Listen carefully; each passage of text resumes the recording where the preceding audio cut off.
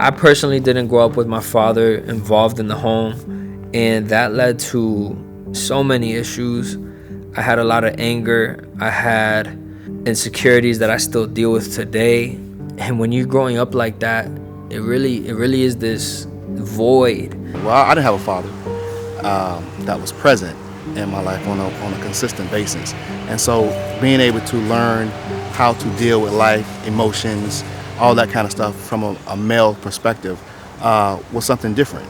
And so as one continues to move forward in life and get older, you have to rethink how you're going to project that to your sons. So trying to break the cycle, you still need to have some type of role model to be able to model that in front of you. And so oftentimes these young people may struggle because no one's living anything in front of them.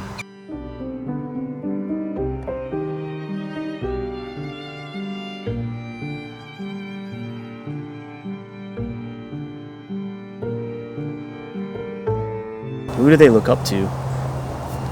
Who do they look up to without the male, the leadership role? It's just them making decisions on their own and trying to figure out how to act and who to be and what they want to be. And I don't know where. Even now, without my dad, it's hard. And I'm older. You know what I mean? So think about kids without fathers. That's not easy. That's even more difficult.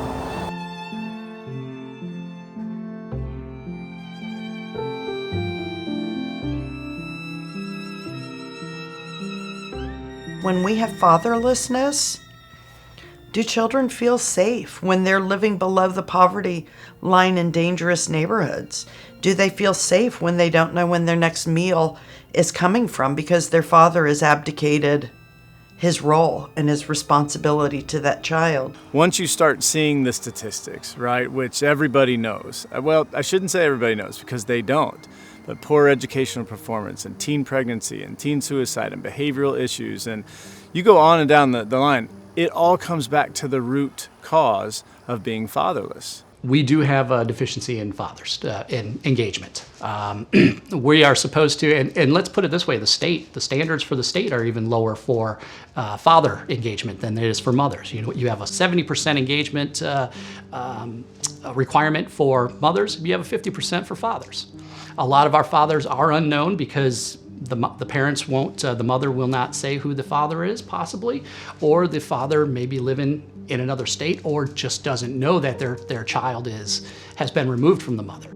If more fathers or more men were committed to fatherly behavior in households, that it would drastically reduce the number of children that are in our system of care. I believe it would. Overwhelmingly, most of our children are in our system of care come from single-parent households, which are led by females, by mom. So our first child was actually adopted from the foster care system, and he was 2 years old, almost 3, when he came into our lives. And I'm the third mom that he had.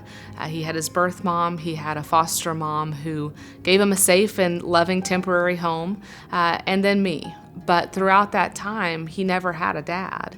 And so he knew the word for mom, and he called me mom on the first day. But he had to learn what the word dad even was and what it meant. And to watch him come to understand what a dad was and who a dad was and grow into that relationship with his new dad and granddad and uncles was really powerful to see. With a boy, you need somebody to come in and help man up. Man up and teach him how to be a man.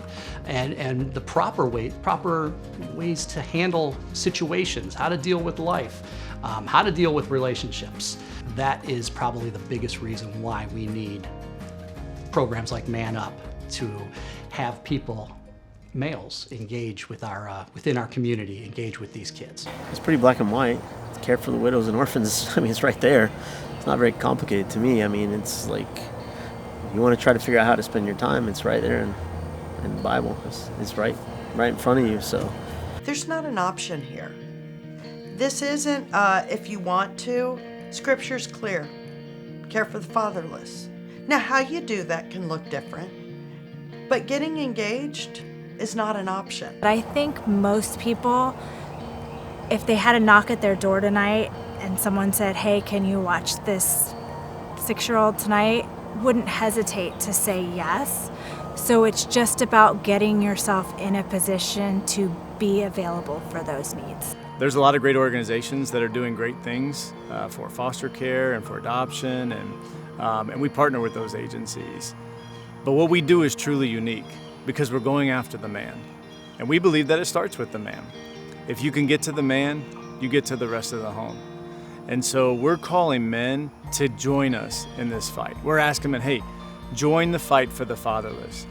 Bottom line is we need men. We need men to be present for these young men. And we need real men, you see. So someone that's gonna live something that's truthful, that's beneficial for the individual. I think those things are truly important and truly what's missing.